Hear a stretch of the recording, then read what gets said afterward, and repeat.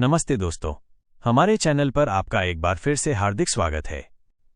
याद है आपको द हिडन हिंदू की कहानी किस रोमांचक मोड़ पर समाप्त हुई थी, जब सदियों का सबसे बड़ा रहस्य हमारे सामने खुला था। जब हमें पता चला कि जिसे पूरी दुनिया अश्वत्थामा समझ रही थी वो असल में शल्य चिकित्सा के जनक महान महर्षि सुश्रुत हैं।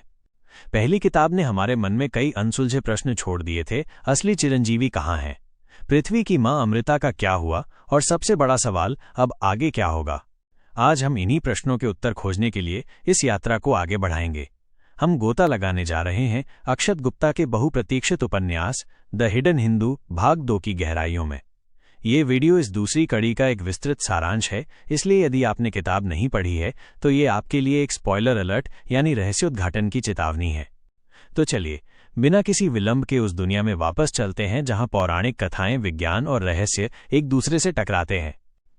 भाग 1, पहली कड़ी का संक्षिप्त पुनरावलोकन। इससे पहले कि हम दूसरी किताब की कहानी में प्रवेश करें, ये आवश्यक है कि हम पहली कहानी के महत्वपूर्ण बिंदुओं को एक बार फिर से याद कर लें। कहानी की शुरुआत हुई थी एक रहस्यमयी कैदी ओम शास्त्री से, जिसे एक खुफिया ठिकाने पर रखा गया था। उसने स्वयं को महाभारत का श्रापित योद्धा अश्वत्थामा होने का दावा किया था। उसने अपनी पूछताछ करने वाले वैज्ञानिकों को 7 चिरंजीवियों से मिलने की ऐसी अद्भुत कथाएं सुनाई कि सभी चकित रह गए। इसी के समानांतर एक युवा अघोरी पृथ्वी अपनी रहस्यमयी ढंग से लापता हुई मां अमृता को खोज रहा था। उसकी खोज उसे मृत संजीवनी नामक एक गुप्त संगठन तक ले आई, जिसका प्रमुख पारिमल था। पारिमल अमृता का रहस्य जानने के लिए किसी भी सीमा तक जा सकता था, और उसका लक्ष्य भी ओम शास्त्री ही था। कहानी का चरमोत्कर्ष उस खुफिया ठिकाने पर हुए हमले के साथ हुआ, जहां पृथ्वी, पारिमल और नागा साधुओं की सेना आमने सामने आ गई। और वहीं सबसे बड़े रहस्य से पर्दा उठा कि ओम शास्त्री अश्वत्थामा नहीं बल्कि महर्षि सुश्रुत हैं, जिन्हें चिरंजीवियों ने अपना ज्ञान और इतिहास अगली पीढ़ी तक पहुंचाने के लिए चुना था। पहली किताब हमें इसी रोमांचक मोड़ पर छोड़ गई थी। सुश्रुत की पहचान उजागर हो चुकी थी, पारिमल पराजित होकर भी बच निकला था, और पृथ्वी को अपनी मां के बारे में कोई ठोस जानकारी नहीं मिली थी। अब कहानी यहां से आगे बढ़ती है। भाग 2, बिखरे हुए धागे और एक नई शुरुआत। दूसरी किताब की शुरुआत पहली किताब के समापन के तुरंत बाद होती है। खुफिया ठिकाना तबाह हो चुका है, हर तरफ अराजकता का माहौल है। पृथ्वी, सुश्रुत और नागा साधु अब एक साथ हैं, लेकिन वे सुरक्षित नहीं हैं। पारिमल और उसकी संस्था भले ही पीछे हट गई हो, पर वे पहले से कहीं अधिक खतरनाक होकर लौटेंगे। महर्षि सुश्रुत की असली पहचान उजागर होने से वे अब और भी बड़े लक्ष्य बन गए हैं। साथ ही हजारों वर्षों के बाद अपनी पहचान के प्रकट होने और लड़ाई की थकान के कारण सुश्रुत का शरीर अत्यंत दुर्बल हो गया है। कहानी की शुरुआत में ही हमें पता चलता है कि पृथ्वी की मां अमृता का लापता होना कोई साधारण घटना नहीं थी। सुश्रुत पृथ्वी को बताते हैं कि अमृता केवल उसकी मां नहीं बल्कि एक बहुत बड़ी और प्राचीन व्यवस्था की एक महत्वपूर्ण रक्षक गार्डियन है। उसे ढूंढना केवल पृथ्वी की व्यक्तिगत खोज नहीं बल्कि मानवता के भविष्य के लिए भी आवश्यक है। सुश्रुत ये भी प्रकट करते हैं कि अमृता को खोजने के लिए और स्वयं के शरीर को पुनः ऊर्जावान करने के लिए उन्हें एक ऐसी दिव्य औषधि की आवश्यकता है जिसका वर्णन केवल वेदों और पुराणों में मिलता है सोमरस। इस प्रकार एक नया अभियान शुरू होता है। एक ओर पृथ्वी और सुश्रुत सोमरस की खोज में निकलते हैं, तो दूसरी ओर पारिमल अपनी हार का प्रतिशोध लेने और एक अधिक भयावह योजना को साकार करने की तैयारी में जुट जाता है। भाग 3, पारिमल की भयावह योजना, अमृत से विष तक का सफर। इस भाग में कहानी खलनायक पारिमल पर अधिक ध्यान केंद्रित करती है। वो अब केवल अमरता के पीछे नहीं भाग रहा। सुश्रुत के ज्ञान और पकड़े गए नागाओं से मिली जानकारी के आधार पर उसे एक ऐसे रहस्य का पता चला है जो अमरता से भी कहीं अधिक शक्तिशाली और विनाशकारी है। पारिमल को समुद्र मंथन की कथा से जुड़ी एक अत्यंत गोपनीय जानकारी मिलती है। उसे पता चलता है कि मंथन से निकले अमृत के साथ साथ ब्रह्मांड का सबसे घातक विष हलाहल भी निकला था। भगवान शिव ने उसे अपने कंठ में धारण कर सृष्टि को बचाया था, लेकिन उस विष का एक सूक्ष्म अंश आज भी इस धरती पर कहीं सुरक्षित रखा हुआ है। पारिमल का नया लक्ष्य अब अमृत नहीं बल्कि वो हलाहल है। उसका मानना है कि यदि वो उस विष को नियंत्रित करने की विधि सीख ले तो वो देवताओं से भी अधिक शक्तिशाली बन जाएगा। वो स्वयं को एक नया शिव बनाना चाहता है, जिसके पास विनाश और निर्माण दोनों की शक्ति हो। अपनी इस खोज में पारिमल और भी अधिक क्रूर हो जाता है। वो प्राचीन ग्रंथों को ढूंढता है, नागाओं पर अत्याचार करता है और भारत के उन गुप्त स्थानों की खोज करता है जहां हलाहल से जुड़े रहस्य दबे हो सकते हैं। इस काम में उसकी सहायता करता है एक नैतिक रूप से भ्रष्ट वैज्ञानिक जो आधुनिक प्रौद्योगिकी का उपयोग करके प्राचीन रहस्यों को उजागर करने में लगा है। पारिमल की ये यात्रा उसे ओंकारेश्वर के पवित्र ज्योतिर्लिंग और उसके आसपास की रहस्यमयी गुफाओं की ओर ले जाती है, जहां उसे विश्वास है कि हलाहल का रहस्य छिपा है।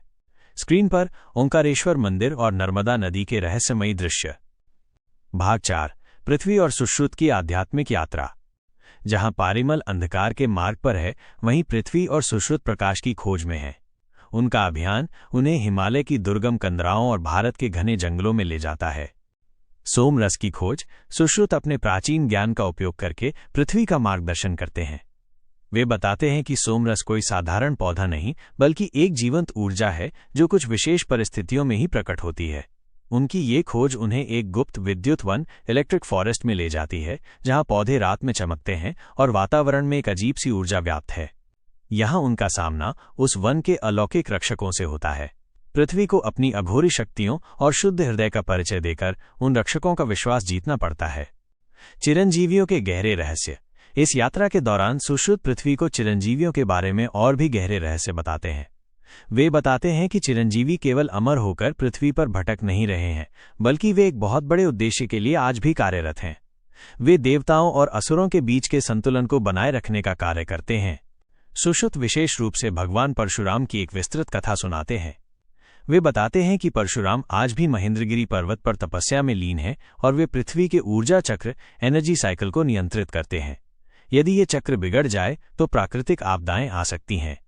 सुश्रुत ये भी संकेत देते हैं कि पारिमल की गतिविधियां इस संतुलन को बिगाड़ रही हैं और यदि उसे नहीं रोका गया तो ये चिरंजीवियों को अपने गुप्तवास से बाहर आने पर विवश कर सकता है, जिसके परिणाम विनाशकारी होंगे।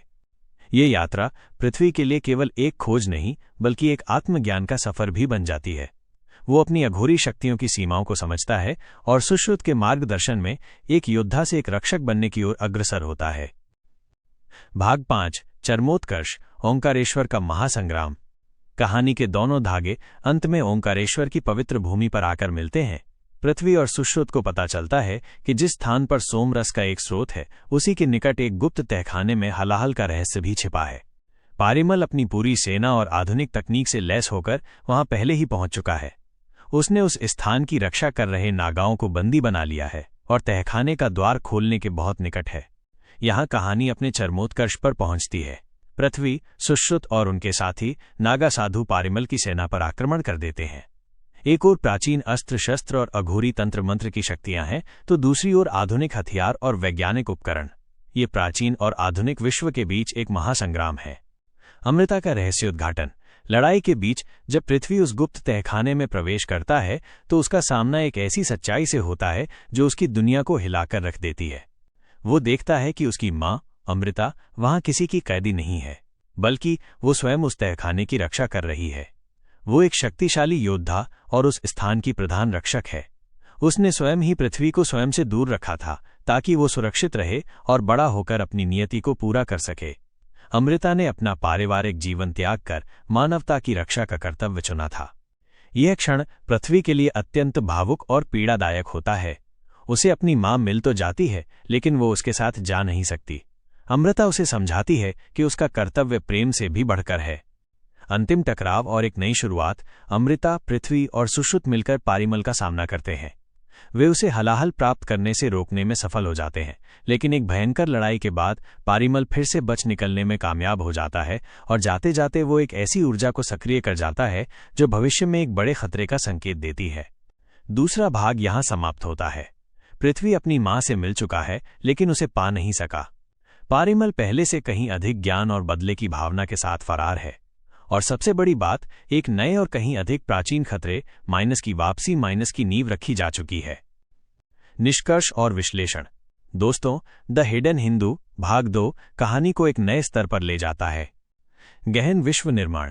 ये किताब केवल चिरंजीवियों तक सीमित नहीं रहती, बल्कि देव असुर संतुलन, हलाहल, सोमरस जैसे पौराणिक तत्वों को कहानी में जोड़कर एक बहुत बड़ा और गहरा संसार रचती है। कर्तव्य बनाम भावना। ये उपन्यास कर्तव्य और व्यक्तिगत भावनाओं के बीच के द्वंद्व को बहुत खूबसूरती से दर्शाता है। अमृता का पात्र इसका सबसे बड़ा उदाहरण है, जो अपने पुत्र प्रेम से ऊपर उठकर अपने कर्तव्य को चुनती है। चरित्रों का विकास। पृथ्वी अब केवल अपनी मां को खोजने वाला एक अघोरी नहीं, बल्कि एक भावी रक्षक के रूप में उभरता है। उसके चरित्र में एक गहराई और परिपक्वता आती है। ये किताब पहली कड़ी द्वारा जगाई गई उत्सुकता को न केवल शांत करती है, बल्कि एक तीसरे और अंतिम महासंग्राम के लिए एक शानदार मंच भी तैयार करती है। आपको इस किताब का सबसे बड़ा रहस्योद्घाटन क्या लगा? अमृता का सच या हलाहल की खोज? आपके विचार हमें नीचे टिप्पणियों में अवश्य बताएं। यदि आपको हमारी ये प्रस्तुति पसंद आई हो तो इस वीडियो को लाइक करें, अपने मित्रों के साथ साझा करें और ऐसी ही अन्य किताबों की कहानियों के लिए हमारे चैनल को सब्सक्राइब करना न भूलें। मिलते हैं अगले वीडियो में। धन्यवाद।